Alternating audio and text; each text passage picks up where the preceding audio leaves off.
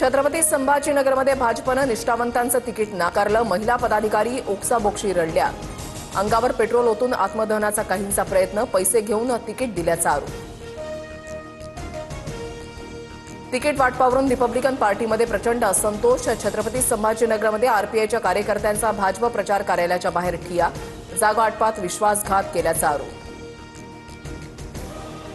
नाशिकमध्ये इच्छुक उमेदवारांकडून एबी फॉर्म मिळवण्यासाठी भाजप जिल्हाध्यक्षांचा पाठलाग. संतप्त कार्यकर्त्यांनी थेट फार्म हाऊसचा गेट तोडला.